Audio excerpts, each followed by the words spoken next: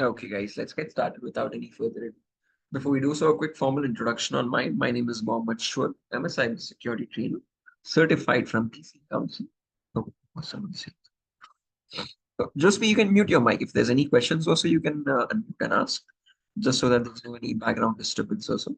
Okay, perfect. So as mentioned, guys, my name is Mohammed Shoaib. I'm going to be a cybersecurity trainer for the duration of the course. And the demo we're going to take today is on a course called Certified Ethical Hacking version 12. Okay. Now, this is a course that is taken up by students who want to get into the domain of cybersecurity, the first go-to course. Okay.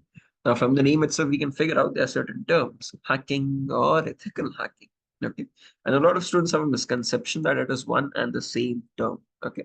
But let's clarify that. Let's define each of these terminologies. When you talk about hacking first, this is the procedure of trying to gain access to information systems.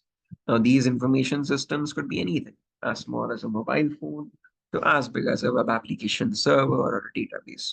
So your job in hacking is to find loopholes in these information systems and attack them without the permission or the knowledge of the organization. Okay. And once you've attacked those devices, you can steal information from them as well. So once you've gotten access to those devices, you can steal the data, destroy the data, or sell that data to other people. Okay. So again, sometimes hackers do it for their benefit, sometimes even just for fun. Okay.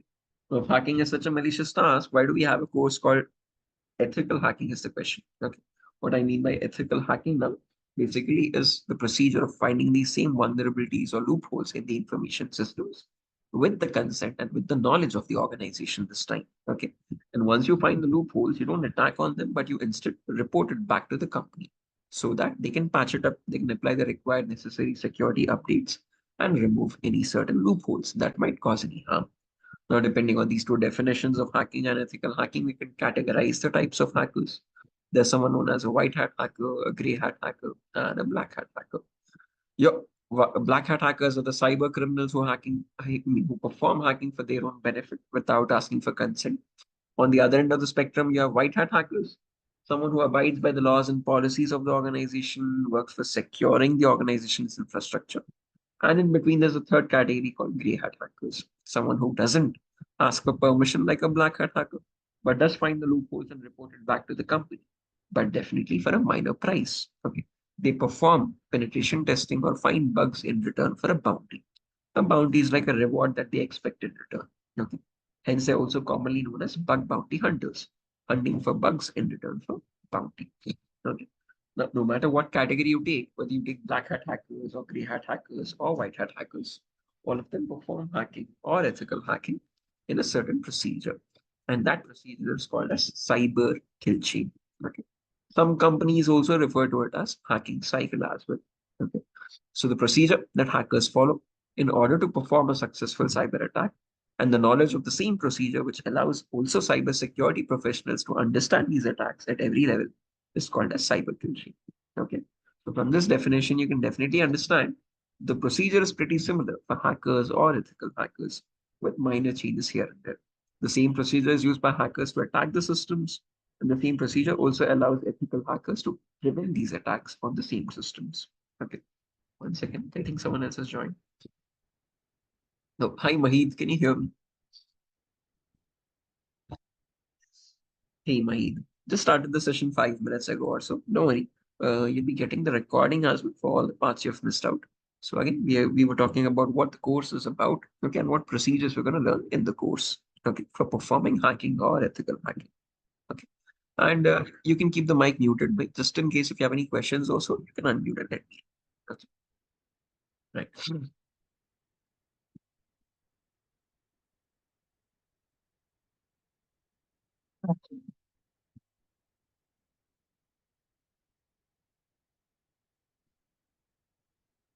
Apologies for that. It's sick today. Now, coming back to this, as mentioned, guys, this hacking cycle consists of five important steps. There's something called as information gathering, scanning, gaining access, maintaining access, and reporting or clearing traces. So if you carefully observe here, only in the last step, I have two different words, reporting or clearing traces. Okay. What I mean to indicate by that basically is no matter what category of a hacker you are, again, whether you be a white hat hacker or a gray hat hacker, first four steps are exactly similar. Okay, information gathering, scanning, gaining access, and maintaining access. First four steps exactly similar, no difference in them. What changes is only the last phase. If you are an ethical hacker, you report the vulnerabilities. If you are a non-ethical hacker, you remove the evidences, which is basically clearing traces. Okay. Now, let's talk about each of these phases one by one, guys, so you have a better idea about the entire course. Okay. Any questions or doubts up to this point? Sheikh Abdullah, Mahid, or Joseph? Clear, sir. Moving on. Now, let's talk about the first phase, which is information gathering. As the name itself suggests, this step involves the hacker or the ethical hacker to get as much information as possible about the target organization. And again, an important point to note is this information is obtained passively. What I mean by passively is, again, you do not contact the organization in any way. All the information is obtained from third-party sources, from the internet especially. But the main question that arises here is what kind of information are we searching for? What data are we trying to gather here? And this is the information as follows. Okay. You try to obtain the IP addresses or the group of IPs called network blocks, the who's records telling who's hosting the websites for them, DNS records, information from their DNS servers, domains and subdomains, operating system information, employee details, contact numbers, email addresses, usernames, and passwords. And believe it or not, all of this information is readily available on the websites. The only thing is you need to know where you can obtain that information from. Okay. And once this information is obtained, it is utilized in the upcoming phases, which is called as scanning. Okay, so if I move to the next phase or the next slide, yeah, this scanning. Some companies also refer to it as enumeration. And the main objective here is to get some extra data. As if you're, again, you might have a question, we got all the data in the last phase. What do we need this extra data for? So all the data we obtained in the earlier phase was passively, guys. Here in this data, I'm sorry, in this step, we get the information actively. What I mean by actively is we get the information by making direct contact with the organization. Okay. And to understand what information we are getting, we can break it down in three parts. There's something called as network scanning, there's something called as port scanning, and then there's something called as vulnerability scanning as well. Okay. In network scanning, we figure out what all active devices are there in the entire network. In port scanning, we figure out on those devices what ports are open and what services are running. Okay. And in vulnerability scanning, we can figure out what services contain what loopholes that you can attack on. Okay, so basically it's a step-by-step procedure, figuring out what devices are active. So what routers they have, what firewalls they have, what servers they have, what databases they have, okay, what client operating systems they have. Okay. And again, once you know what devices are active on those devices, you perform port scanning to figure out what services are running. And then you find vulnerabilities on those services. Okay. So that is all about scanning. Once you have obtained all that information, the next phase is nothing but trying to attack on those vulnerabilities. Okay. Basically finding the loopholes and attacking on those loopholes. Okay. And that is commonly known as gaining access. So again, as mentioned, the phase where the real hacking occurs, and again, attackers use the vulnerabilities or the loopholes found in the earlier phases of reconnaissance or scanning to gain access to the target system or the application or the entire network. Okay. Any questions or doubts up to this point, guys? Yeah. Sir, briefly, it is clear, sir.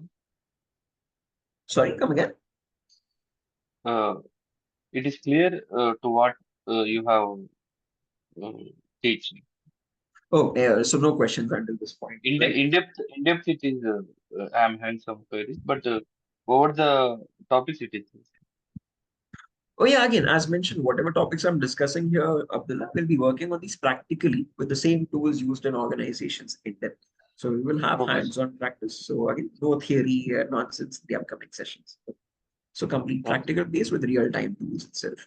So we'll be working on tools like, just to list out a few, we'll be working on tools like Nmap. This is a network and a port scanner. Then we work on a tool called Tenable Nessus. One second. Yeah, Tenable this is a vulnerability scanner. Then we work on a tool called Wireshark. Okay. Then we work on a tool called Burp Suite for web pen testing. Okay, then we'll be working on a tool called Metasploit framework. So all of these are the same tools used in organizations in real time. Okay, so we'll be working on all of these tools practically. Okay. So again, as mentioned in the gaining access phase, we'll be working on attacking all of these endpoints, guys. So one of the most important modules as well, okay, covers a vast variety of topics, as you can see. Okay. So again, first topic is system hacking, where we learn how to crack or bypass the password for any Windows operating system. So it doesn't matter what version it be, we'll learn how to attack any Windows operating system password. Then comes malware attacks. How do you again find malwares in a system? So that malware stands for malicious software. There's tons and tons of categories of malwares. So we'll practically work on how to create these malwares, how to defend our system from these malwares, and detect them if they're already pre-installed on our systems. Okay. Then comes malwares advanced, where we learn how do you write your own malwares using any certain programming language. Again, whether it be batch scripting or Bash or Python or whatever it is. Again, so no requirement for any programming language is whatever is required as the prerequisite. I'll be teaching it myself. Okay. Then comes network penetration testing, where we learn what are the commonly known network attacks. Okay. So attacks like sniffing attack, man in the middle attack, denial of service attacks, hacking Wi-Fi routers, etc., etc. So in these attacks, we learn how to capture data of other users, shut down remote servers, crack Wi-Fi router passwords, and all that. Then comes social engineering, where we learn how to create fake login pages. Okay, whether it be any social media page or a bank login page, how do you create fake websites and trick the users into giving out their credentials? Okay. Then comes hacking websites or web servers. Every organization has a website posted on the web server. So we find loopholes on the back end as well as the front end as well. Then there's evading firewalls or IDS or IPs. So every organization has some security measures as well. How do you find loopholes into security measures? How do you bypass firewalls? How do you bypass intrusion detection systems or intrusion prevention systems? Okay. And then there's vulnerability assessment. So in the earlier phase, when we perform vulnerability scanning, we get a report out of it. So how do you attack on that report? How do you find vulnerabilities if they're actually truly available or false positives? We learn that in vulnerability assessment. And finally, there's hacking mobile phones, where we learn how to attack an Android phone. So as small as a mobile phone to as big as a web application server or a database. Understanding how to perform attacks on each of those devices. Okay. So this is all about gaining access, guys. One of the most important ones. After this is done, there are two small modules left out, which is maintaining access and reporting or clearing traces. Okay, so the last few modules, as mentioned, when you talk about maintaining access, this is about maintaining the ownership. So once I've attacked your system, how do I maintain connectivity with that system? Is maintaining access. Okay. Any questions, Nathan? Yes, sir, please. Uh, Right. So again, once that is done, finally we have reporting or creating traces, where we learn how do you generate a report for the organization, elaborate all the loopholes to them. Or as a non-ethical hacker, how do you remove all the attack activities? Again, how do you delete the log files? How do you basically again remove all the evidences of your actions, etc., etc. Okay, so that is all about reporting or creating traces. Okay. These are the 5 steps involved in any hacking activity, guys, or penetration testing activity as well. And we'll be practically working on all of these phases one by one. And we'll be having the classes from Monday to Friday every day at the same time at 7 p.m. Indian Standard Time. Okay. If you have any queries also, you can let me know.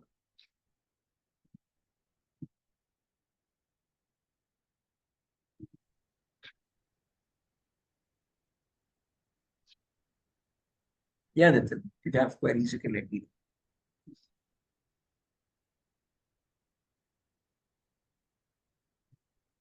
Uh, Hello, know. sir. Joseph or Mahit, if you have any questions, you can let me know as well, guys. Yeah, Nitin, if you have any questions, please. Okay. Hello. Uh, so yeah, as Hello. mentioned, today is just a demo session, guys. Yeah, Nitin, you can go Sir, I have a query regarding your course. ahead. Okay. Sir, is this course enough into cybersec jobs? Again, for beginner Or level is jobs, it go ahead. yes, sir?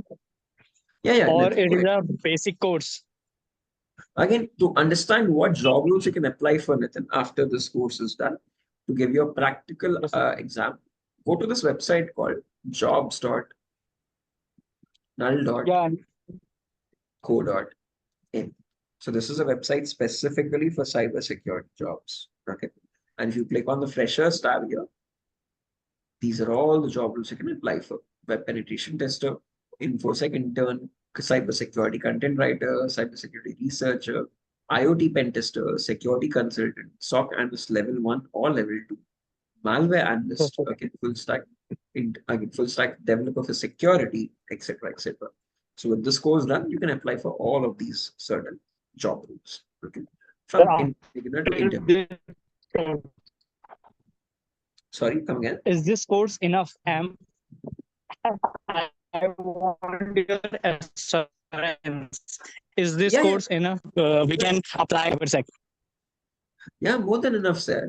For becoming a security analyst or a SOC analyst, getting started is this with this course itself. As you progress, you might have to learn one of the SOC tools, Splunk or Alien Vault or whatever it be. Again, we will Okay. cover that as well in the course. But I heard recently was your demo sessions, na? So you are telling about Linux and Linux administration for basics of Linux Right. to come into security jobs like cybersec. Yeah, Nitin, again, those are the prerequisites we cover in the demos. So again, to get into cybersecurity, you need to have knowledge of that, right? Understanding what Linux commands are, understanding what virtualization is, understanding what networking is. So we're working with all of that first, and then we dive into the advanced concepts, okay, which are included in the paid lectures. So, sir, after जैसे after applying after got let's suppose I got the internship, right? Mhm. So Okay. what I have to do right now? What I have to do then? I have Depend- to work with those which you have. I have seen your syllabus. I have seen your syllabus. You have written like tools. So we have to work on those tools. Definitely, depending on your job role, you'll know what tool to work on. If you're in SOC, you would work with tools like Splunk, etc. If you're in pen testing, you'd work with tools like Burp Suite or Metasploit Framework, and again, Wireshark, etc., etc. So it depends on what Okay. job role you have, the tools would change. But again, we'll be covering all of those tools in this session. And yeah, Okay. Abdul, if you have any questions, Abdul, you can get my direct number as well. I'll just drop it in the chat box here.